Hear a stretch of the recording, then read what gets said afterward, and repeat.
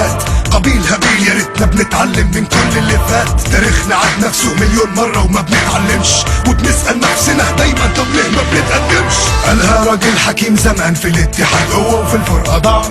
يا ريتك تفهم معنى كلمة ضعف. عارف الغرب تحول عالم اول ليه؟ مشوا بالظبط على اللي فيه وجدودك قالوا عليه. الغرب اتعلم مننا فكرة الاتحاد، وترجم كل كتبنا للغتهم وتقدم واستفاد. واحنا بقينا عالم تالت، وكرهنا البعض زودها خلانا عالم مكانه ثابت. يا مصر ويا جزائر انتوا احفاد شهداء، لرفع اسم العروبة فوق فدوها بالدماء. والله لو عملتوا نص اللي اتعمل ما بينكوا ساعة ما امريكا جت غزت العراق، ما كانتش دخلت خير اجناد الارض واقوى واعظم ثوار. لو اتحدتوا مع بعض صوتكوا هيكون جبار. قريت جرايد برا، شفت اليوتيوب واتنكدت، ياه لما الحفيد يضيع جهد الجد. صراع الاخوات بقى منشتات جرايد الغرب، كل المحطوط على اليوتيوب مش تشجيع، دي اسمها حرب. تشجيع بلدك من حقك، مش بس من حقك ده واجبك. اهتف قم ارفع علمك، شكرها اخوك من قلبك. واوعى تخلي الانانية والعصبية تشوه وطنك.